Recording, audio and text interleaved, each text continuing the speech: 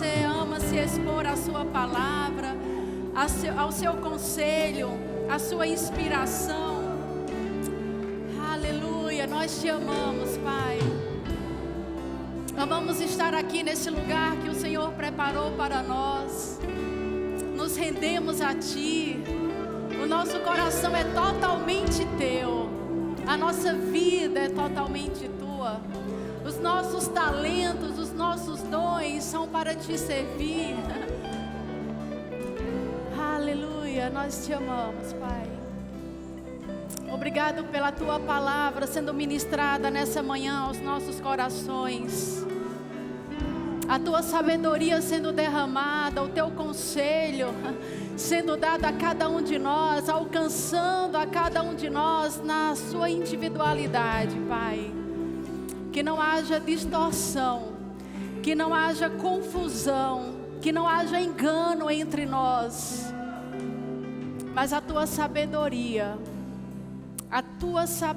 sendo derramada nessa manhã. Que o Teu Espírito ministre ao nosso coração e que a Tua palavra seja clara dentro de nós. Que não haja desequilíbrio, que não haja entendimento distorcido, mas apenas a Tua vontade sendo revelada em nosso meio. Apenas o Teu conselho, em nome de Jesus. Amém. Aleluia. Você pode sentar, queridos. Aleluia, muito obrigada. Vocês são uma grande bênção para nós. Aleluia, bom dia. Vocês estão bem? Aleluia, glória a Deus. Que coisa maravilhosa nós podermos estar aqui nessa manhã, recebendo da palavra de Deus, do seu conhecimento, da sua sabedoria. E sabe, queridos, eu tenho sempre a expectativa de que quando nós nos expomos à palavra de Deus, tudo em nós muda. Amém? Aleluia. Você está com expectativa de receber dele? A máscara tem te impedido? Aleluia. Então aumenta aí o seu nível de expectativa para que Deus possa mudar coisas em nós nessa manhã. E a gente possa ter entendimento claro daquilo que Deus tem para nós, amém? Nós estamos com uma série de ministrações falando sobre a influência da igreja na sociedade. Então, eu estou na incumbência, pensando aquelas 7 esferas de atuação, onde a gente vê, a opinião sendo formada, influenciando a sociedade. Eu poderia citar aqui, e posso citar todas elas: família, governo, economia, religião, artes, mídia e educação. E eu estou na incumbência, de falar a respeito, da influência da igreja na sociedade, do ponto de vista da educação.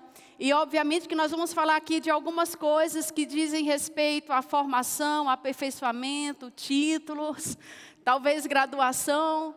E eu oro para que realmente a gente tenha um entendimento correto dessas coisas e não um entendimento distorcido a respeito delas. Amém? Normalmente quando eu ministro, eu não falo muito das minhas experiências pessoais, apenas quando existe alguma direção mesmo, muito específica da parte de Deus. Mas conversando com o Manuel Dias, que me convidou, e eu agradeço, pela oportunidade, ao pastor Tiago, Juliana, Manuel Dias, pelo convite e pela honra de poder estar aqui compartilhando com vocês nessa manhã. E ele falou para eu falar um pouco da minha experiência, dentro dessa área. Talvez você nem saiba muito, nem conheça muito, mas eu me chamo Magliana. Você tem me visto servindo aqui na igreja, em alguns departamentos, não departamentos especificamente, mas você talvez tenha sido meu aluno no Rema. Talvez você já tenha estado aqui num culto de oração e tenha me visto, servindo aqui. Talvez você já tenha me visto servindo também no culto do Espírito. Mas existe um outro lado que talvez você não conheça muito. Eu sou professora no secular, eu sou professora da Universidade Estadual da Paraíba. Já estou lá há mais de... Não vou fazer as contas não, senão você vai ficar contando a minha idade. Mas eu estou lá há mais de 14 anos, eu acho. Eu acho que é mais ou menos isso, 14, 15 anos que eu sou professora na universidade e ensinei também em escolas particulares aqui em Campina Grande por 7 anos. E foram 7 anos de muito aprendizado e também de muita experiência nas escolas. Então, eu talvez tenha dado ao mesmo tempo aula em 7 escolas, né? E em escolas fora do estado também. Então, também viajava para dar aula fora. E depois que eu saí das escolas, eu fui para a universidade. E lá eu tenho me mantido até agora.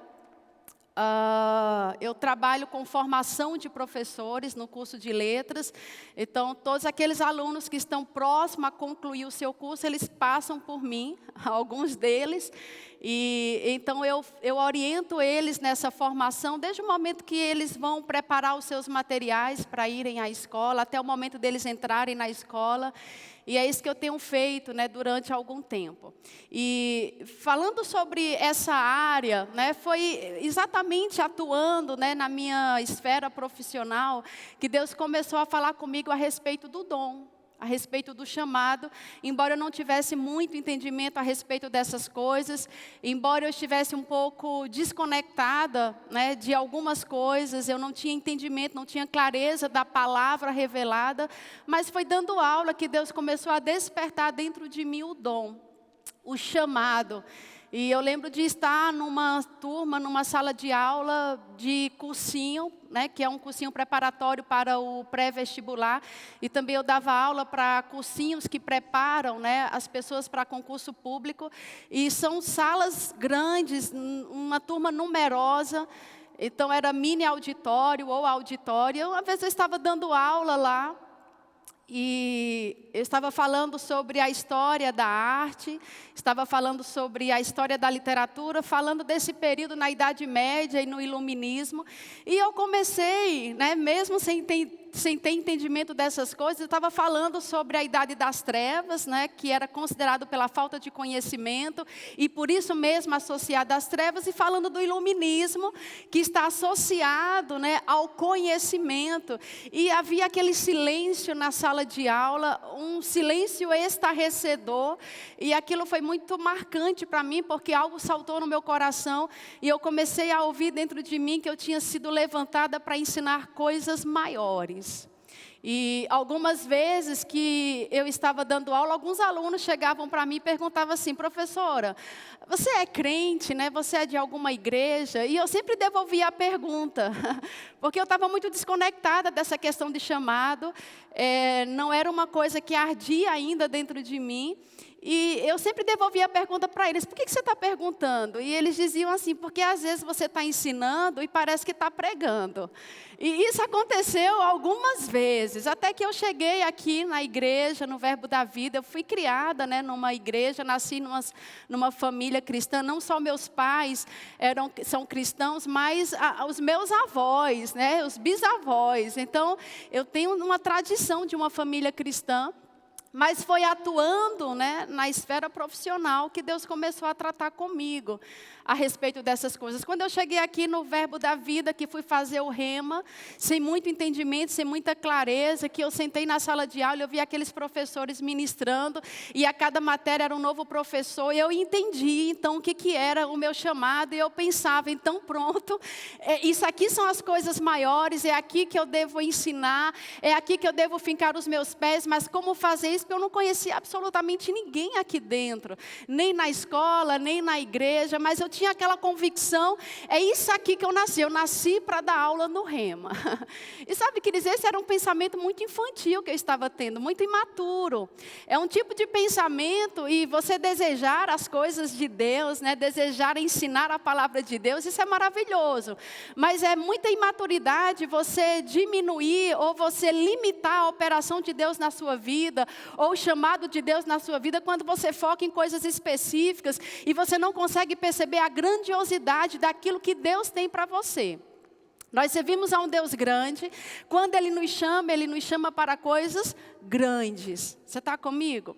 Então, dentro desse contexto, eu comecei, com a maturidade, me expondo à palavra, me expondo a Deus, tendo clareza e buscando as coisas do alto. E eu posso dizer que na minha maturidade eu não alcancei, a perfeição.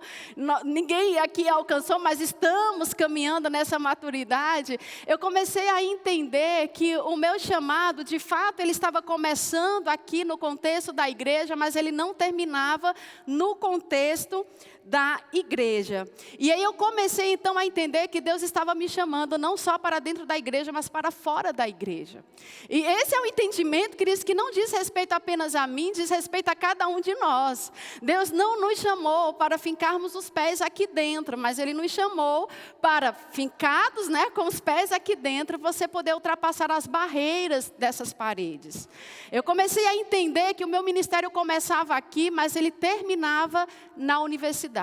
Eu comecei a entender e a perceber que eu não podia ver a universidade como um ambiente de trabalho, mas como um ambiente onde o ministério que foi a mim confiado se estendia. Então, meu ministério começou aqui, mas ele se estende à universidade. E eu comecei então a ver a universidade exatamente como a extensão do ministério que o Senhor confiou a mim. Então o dom, o chamado, toca o corpo de Cristo, mas precisa tocar também a sociedade. Nos vários setores, nas várias esferas. E dentro da universidade, trabalhando com formação de professores, e obviamente por já ter passado pelas escolas, é muito claro, queridos, que as universidades e as escolas, elas estão sendo bombardeadas. Os nossos alunos, eles estão sendo doutrinados dia após dia. E vão questões, desde a esfera política até identidade de gênero. E quando você olha para as escolas e para as universidades, você fica estarrecida com aquilo que está acontecendo lá dentro. Em 2014, o Ministério da Educação lançou um documento que se chama Base Nacional Comum Curricular. É o conhecido, BNCC. Em 2014, debaixo do governo de Dilma, esse documento foi enviado para todas as escolas. E deixa eu te falar, não só as escolas públicas, mas as escolas particulares também. E esse é um tipo de documento que deve servir de parâmetro para toda a elaboração de currículos escolares. E sob o pretexto de que devemos dar ao nosso aluno uma formação ampla, então temas começaram a ser incluídos nos currículos escolares, como a orientação sexual, identidade de gênero, temáticas voltadas para a homossexualidade, pedofilia, aborto, a relativização da pedofilia. Todas essas coisas começaram a entrar dentro da escola. E esse é um documento que também influencia na formação de professores. Porque o professor, para estar apto a lidar com todas essas temáticas dentro da escola, ele também precisa ser formado para atender a esse documento. Então, é um documento que toca as escolas, influencia na formação de professores, na elaboração de material didático e na escolha desses materiais. E se você tiver, você que tem criança, que tem filhos na escola, se você tiver um cuidado, e você deve ter esse cuidado, de olhar os materiais que muitas vezes são fornecidos pelas próprias escolas, é possível que você encontre um livro que foi destinado a crianças entre 10 e 12 anos, em que havia ali, no meio da narrativa, o detalhamento de um estupro do ponto de vista do estuprador. Então, não é do ponto de vista da vítima. E mesmo se fosse, não deveria ser uma cena detalhada minimamente. Mas foi detalhado minimamente do ponto de vista do estuprador, que se satisfaz com aquilo, que tem prazer naquilo que ele está fazendo. Em outros momentos você pode ver as crianças elas sendo influenciadas e essa sexualização infantil ganhando forma quando as partes do corpo humano começam a ser exploradas também minimamente, inclusive apontando para os pontos de prazer do corpo. Que a criança, então, começa também a experimentar. Ela começa a ser induzida a querer experimentar essas coisas. E massinhas, que é uma coisa tão ingênua, também sendo utilizada, por exemplo, para recriar os órgãos sexuais. Isso está acontecendo dentro da escola e dentro da universidade, né, que é um ambiente em que o conhecimento passa por esse universo da universidade. É a universidade que acaba ditando o que é conhecimento científico, o que não é conhecimento científico. Isso significa dizer que a universidade, um ambiente acadêmico, dita aquilo que pode ser considerado como conhecimento que deve ser levado em consideração, para um conhecimento que não é sério, portanto, não deve ser considerado ou levado em consideração. E aí a gente está num ambiente, né, de doutrinação também, e aqueles alunos que chegam à universidade sem uma formação, né, ou sem uma formação firme a respeito de valores morais, com uma formação cristã, são facilmente captados, né, por esses professores, por alguns professores que querem, na verdade, alunos que possam recriar sua narrativa, que seja fácil de captá-los. Então, a universidade acaba sendo esse ambiente que é perigoso, né, para quem não está preparado para ele. Mas, ao mesmo tempo, a gente vê nos processos seletivos, né? Ao mesmo tempo não, a gente vê nos processos seletivos que acontecem na universidade, quem já esteve lá sabe que o governo financia bolsas, dá bolsa de estudo para vários alunos, para que eles possam fazer pesquisas. Essas bolsas também são dadas para alunos que estão no mestrado, no doutorado, e é dinheiro público financiando alguns tipos de pesquisa. Talvez o governo não saiba e não tenha conhecimento de todo tipo de pesquisa que é feito, mas nas áreas de humanas, você vai ter teses e você vai ter trabalhos que estão sendo influenciados. E eu peguei aqui alguns títulos para você ter uma ideia do que o dinheiro público está financiando e o que está acontecendo no âmbito da universidade. São trabalhos acadêmicos que você poderia até categorizá-los, né, no item, né, de pornografia ou até mesmo de relativização de pedofilia, de sexualização infantil. Enfim, um desses trabalhos, né, que existem hoje, que estão acontecendo, é questionando se sapatos têm sexo, referindo-se a metáforas de gêneros de lésbica de baixa renda. Para que um trabalho desse serve? Qual é a importância disso para a sociedade? Você me diga. Um outro, analisando a prática de sexo oral entre homens dentro do banheiro de uma estação de trem. É dinheiro público financiando alunos que estão dentro da faculdade pesquisando essas coisas. Uma outra, esse aqui é o título do trabalho: Território, Mercado e Performance entre os profissionais masculinos de dança erótica. Dinheiro público financiando esse tipo de trabalho. Não responde aos anseios da sociedade, não tem um impacto, né, no meio da sociedade em termos de benefícios. São trabalhos que passam simplesmente pelo viés da doutrinação. Agora, olha como é interessante, queridos, quando a igreja de Deus avança para a sociedade. Olha como é interessante quando nós temos alunos que são crentes dentro da universidade. Tem aqui uma tese, né, um trabalho de conclusão de curso que foi feito por uma aluna daqui de Campina Grande, lá na UEPB. E ela falou, o trabalho dela era analisando o efeito do rema no sistema prisional feminino aqui de Campina Grande. Olha o título do trabalho dela: Livres, mesmo atrás das grades. Educação e letramento religioso no sistema prisional feminino de Campina Grande. E deixa eu te dizer, esse foi um trabalho que ela fez, foi um professor da universidade que orientou ela a fazer. O professor não é crente, não é de nenhuma igreja evangélica. E esse foi um trabalho, queridos, eu estava na banca desse trabalho. Esse trabalho teve 10 por parte de cada um que estava compondo a banca. Foi um trabalho reconhecido, né, só o fato de ter tirado 10, né, foi indicado para publicação. E esse é um trabalho que faz toda a diferença no meio meio acadêmico. Não era uma professora crente que estava orientando uma aluna crente. Não, era um professor da universidade.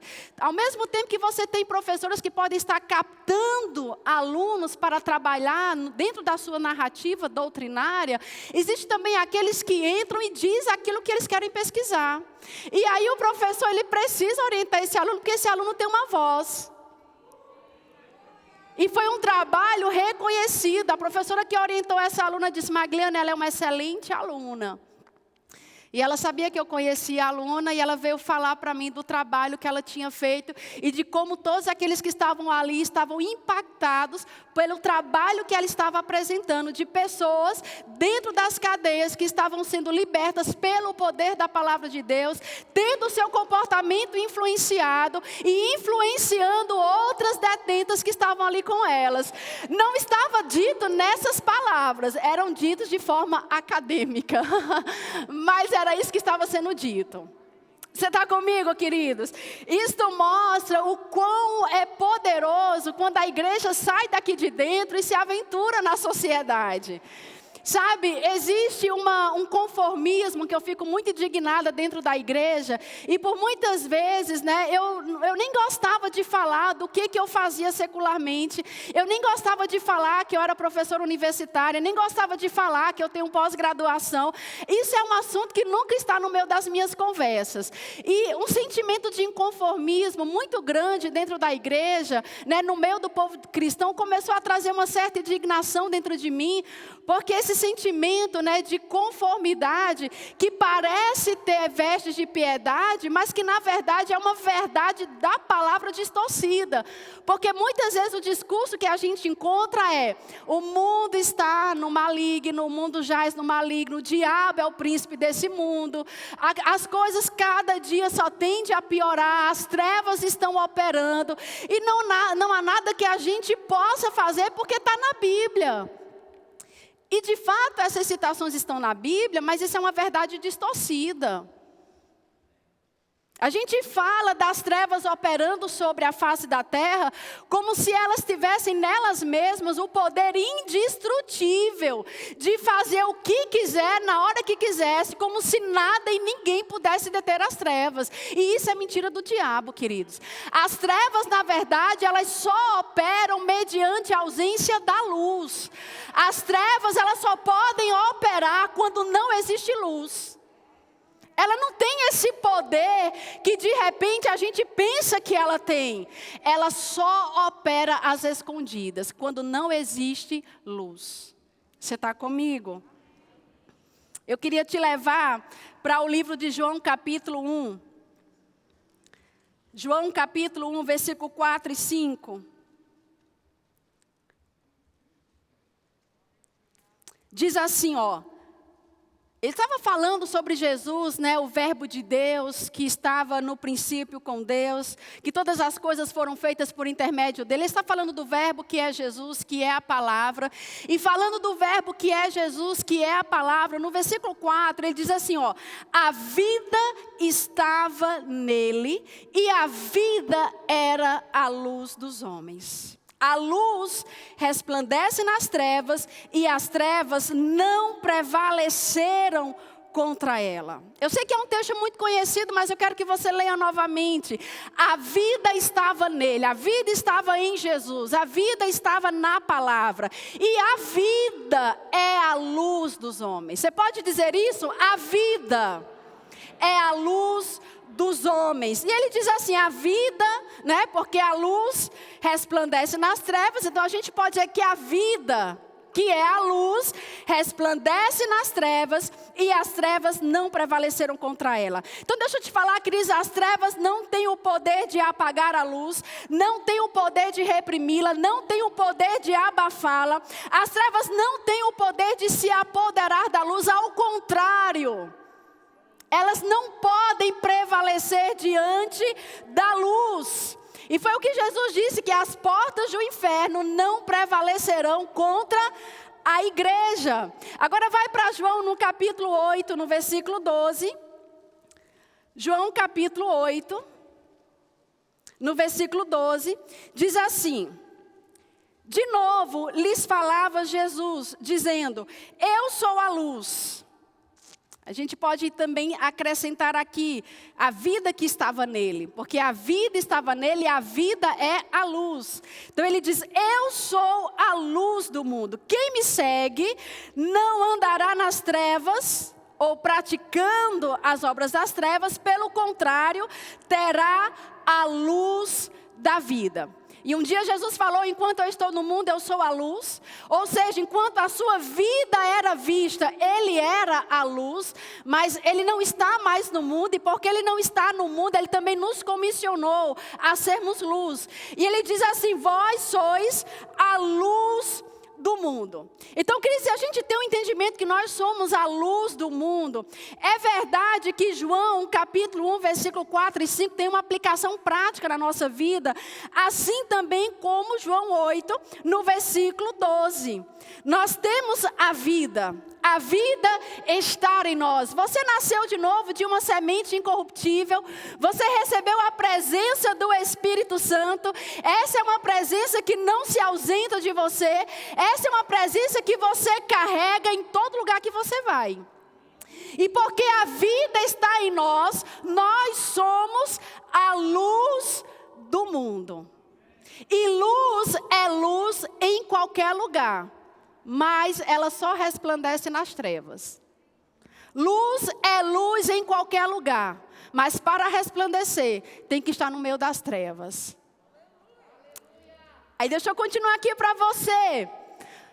Quando Deus me colocou dentro da universidade, trabalhando com componentes curriculares que estão diretamente voltados para a formação de professores, todo o processo de elaboração, de escolha de temas, de elaboração de material didático, toda a estratégia de intervenção na sala de aula que os alunos vão fazer, eles fazem debaixo da minha orientação. Da escolha de temas, a produção de material didático e toda a forma de intervenção. E quando eles vão para a escola, eles estão debaixo da minha supervisão. Eu estou lá com eles. Se por um lado, o homossexualismo, sexualização infantil, aborto, está sendo disseminado como uma coisa comum, por um outro lado, basta você ter um crente no lugar certo para mudar tudo.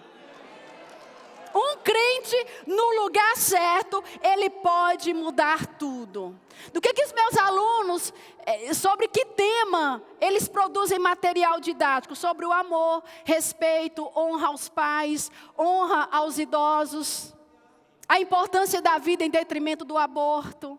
E aí você pode me perguntar, o que isso significa, Quando eles saem debaixo da sua orientação, o que acontece depois, Olha, queridos, eu não sei o que acontece depois, mas eu sei o que acontece quando eles estão debaixo da minha orientação.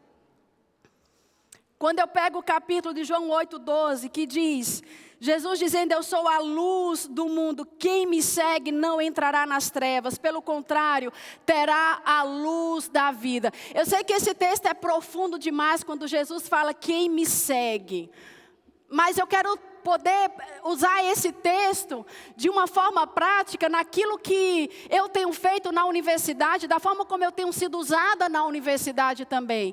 Porque esses textos precisam ter uma aplicação prática no nosso contexto dentro da igreja, mas fora da igreja também. Então eu não posso aplicá-la na profundidade do que Jesus estava falando, porque seguir aqui significa receber da vida.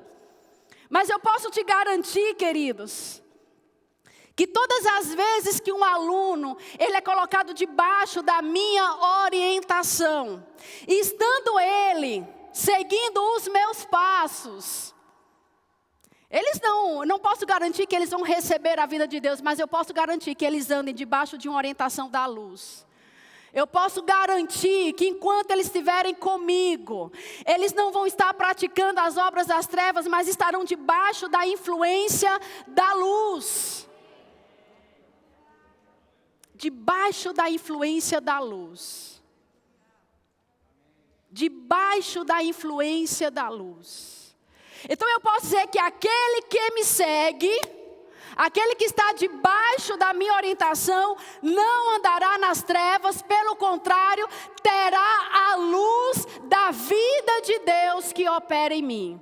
Estão sendo treinados, estão sendo orientados debaixo da luz.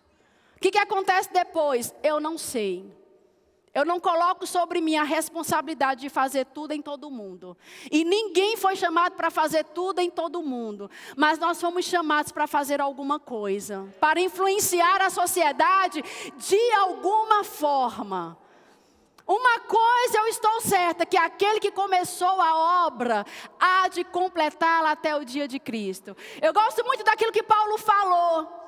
Uns plantam, outros regam. Eu não sei para quem, né, olhando dentro do ambiente da universidade, eu não sei na vida de quem que eu estou plantando, na vida de quem que eu estou regando, mas uma coisa eu sei, Deus está dando o crescimento.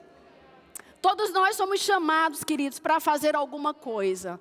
Você pode não ser chamado para os 5 dons ministeriais, mas todos nós somos chamados e temos o ministério da reconciliação.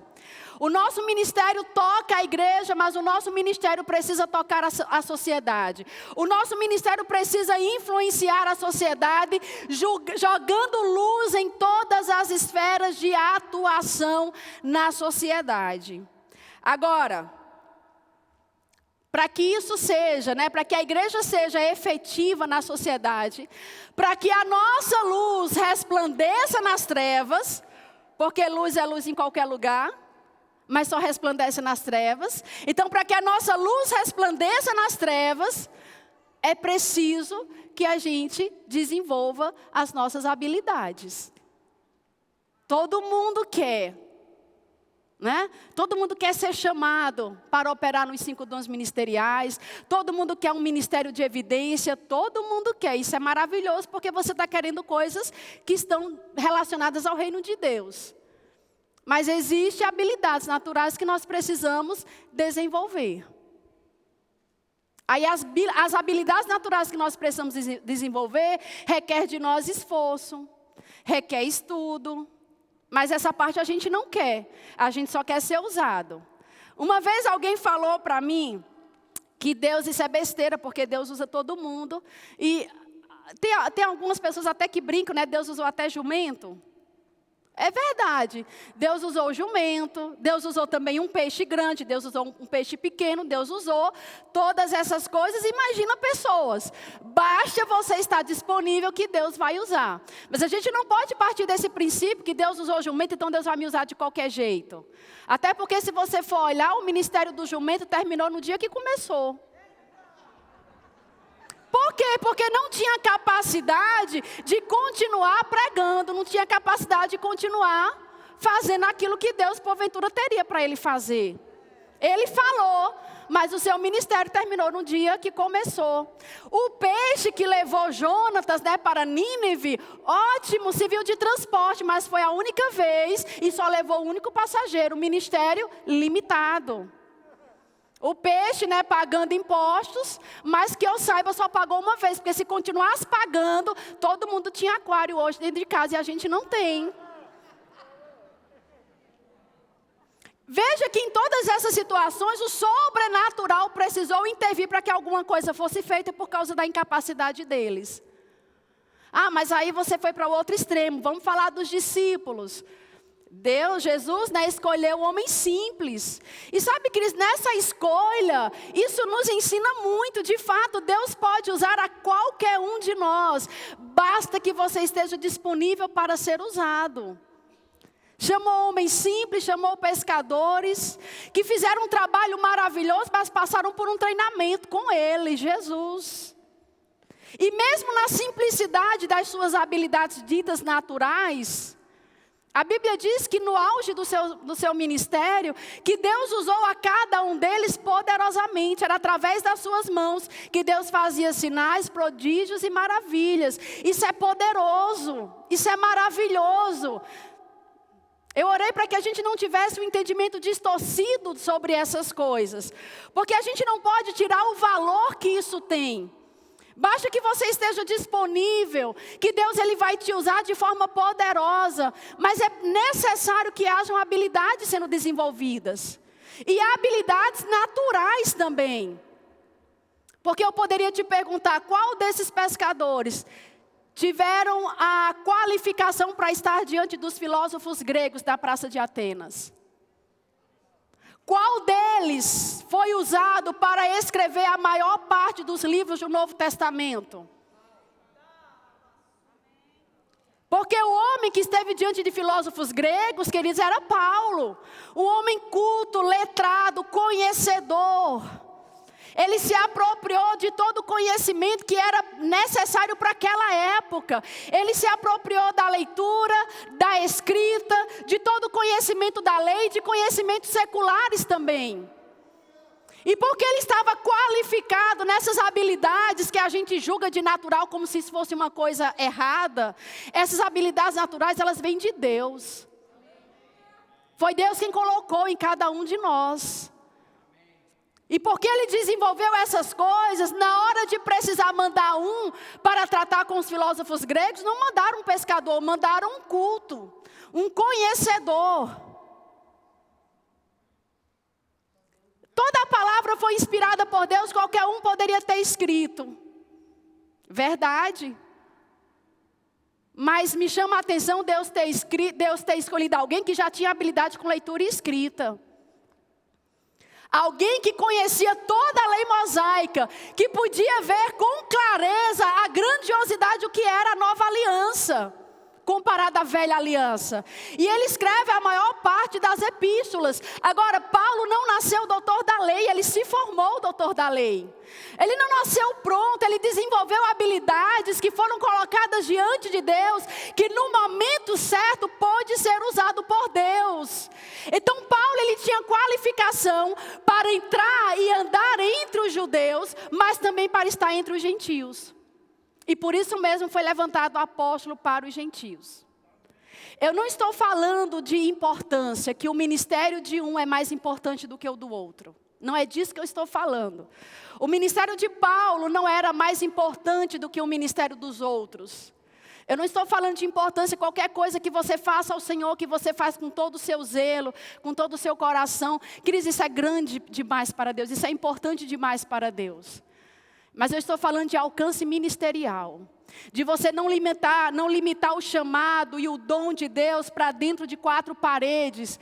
Quando aquilo que Deus nos chama para fazer é muito grande. Nós atingimos aqui o número de 400 igrejas, mais de 400 igrejas, Verbo da Vida espalhadas. E eu não sei quantas outras igrejas de tantas outras denominações existem espalhadas. Mas se todas essas igrejas espalhadas pela face da terra se mantêm dentro de uma prisão de 4 paredes, o propósito não é cumprido, não é alcançado, porque a luz precisa resplandecer aonde? Nas trevas. Eu poderia ter parado no meu ensino regular. Se eu tivesse parado no meu ensino regular, eu poderia estar atuando no meu chamado, atuando em alguns departamentos aqui da igreja. Ótimo, estava servindo ao Senhor. Mas eu fui para uma graduação, e quando eu fui para uma graduação, as portas das escolas se abriram para mim. Essas escolas não teriam a porta aberta para mim se eu não estivesse graduada e qualificada para estar lá, influenciando alunos e alunos. Eu não sei quantos alunos hoje, eu vou para algum lugar que me reconhece e diz, você foi minha professora. E eu começo a ver o poder de influência que eu tinha naquela época, mas não tinha a maturidade que eu tinha para influenciá-los da forma como eu poderia. Mas alguma influência eu trouxe para eles. E porque eu não parei na graduação, eu fui para uma pós-graduação. Agora as portas da universidade se abriram.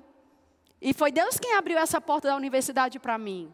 Não foi nada que eu tenha feito. Não, a porta foi aberta. E quando a porta foi aberta, eu entrei. Estou lá há mais de 14, 15 anos.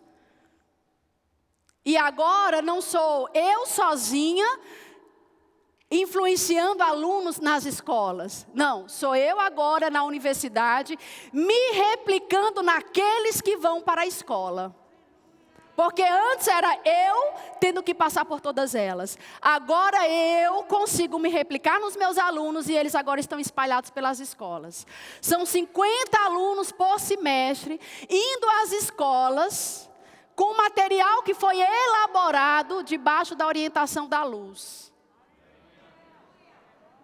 O que é isso, queridos? Alcance ministerial. Todo mundo tem que ir para uma faculdade? Claro que não.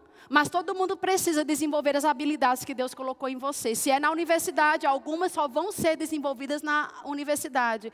Outros em cursos técnicos, outros existem várias formas. Contanto que essas habilidades de Deus em nós, elas sejam desenvolvidas para o propósito. Para que no momento certo, as portas se abram para que você esteja onde Deus quer te colocar. É onde Deus quer te usar. A forma como Deus me usa na universidade não é um manual da forma como Ele vai te usar, mas com certeza Ele tem um manual para te usar também. O nosso ministério começa aqui, mas ele precisa sair dessas 4 paredes. Você está comigo, queridos? Só para a gente ir concluindo, existem ambientes, queridos, que não são favoráveis à pregação da palavra de Deus. Existem pessoas que não estão abertas para a pregação da palavra. A universidade é um lugar desses. As pessoas não estão abertas à pregação da palavra. Existem ambientes cujas regras até te impedem de pregar. Mas por mais que existam regras que te impedem de pregar e até possa te calar e te silenciar, nada pode apagar a vida que você carrega. Nada pode apagar a luz que resplandece de você. Por quê? Porque a vida está em nós. E a vida é a luz dos homens. Qual é a consciência que eu tenho? Eu sirvo a Deus aqui na igreja, mas eu sirvo a Deus também na universidade. O meu ministério alcança a igreja, mas o meu ministério também alcança a universidade. Deus me colocou aqui na igreja, mas foi Deus também que me colocou na universidade. Ministério é uma coisa que nós fazemos aqui dentro, mas ministério é uma coisa que nós também fazemos lá fora. Amém? Você pode ficar em pé? Aleluia. Pai, obrigado pela sua palavra. Pai, obrigado pela vida que está em nós. Pai, obrigado pela vida que resplandece em nós. Pai, obrigado pelo privilégio de vermos a luz resplandecendo nas trevas, Pai. Eu oro pela tua igreja. Eu oro por aqueles que estão aqui nessa manhã, por aqueles que estão nos ouvindo de forma online, por aqueles que ainda vão ouvir essa ministração. Pai, eu oro para que a tua sabedoria, para que o teu conselho, para que a tua instrução, ela seja viva dentro de nós. Para que o nosso caminho, ele seja aplenado, para que o nosso caminho seja ajustado à tua vontade, que a nossa vontade, que as habilidades que o Senhor colocou em nós, elas possam ser para te servir. Que o ministério que o Senhor confiou a nós alcance a sociedade. Pai, nós não temos o poder de deter as trevas em toda a extensão do mundo. Mas nós sabemos que aonde quer que nós estejamos, a luz que resplandece no meio das trevas, ela vai operar em nosso meio. Aonde quer que nós colocarmos os nossos pés, é a tua vida que prevalece. A operação das trevas, aonde eu estou, não existe. Aonde eu colocar os nossos pés, aonde nós colocarmos os nossos pés, as trevas sendo dissipadas. Aonde quer que nós varmos, as trevas sendo dissipadas, Pai. Que todos aqueles que estão atuando na educação desse país, todos aqueles que estão sendo usados, Pai, que eles tenham a plena convicção e entendimento que é um ministério que o Senhor confiou a eles. Não estamos atuando nas escolas, nem nas universidades desse país, apenas profissionalmente. Mas que haja entendimento, que isso faz parte do ministério que o Senhor confiou a nós. Eu levanto cada uma dessas pessoas que estão sendo usadas na educação desse país, que está influenciando todos os setores desse país. A tua luz, a tua sabedoria, o teu conselho, o teu manual, Pai, de como eles podem se portar A nossa vida não pode ser calada diante das trevas. A nossa luz, ela não pode ser apagada. Mas a vida que está em nós, ela resplandece em qualquer lugar. Em nome de Jesus. Aleluia. Se você está aqui, queridos, nessa manhã,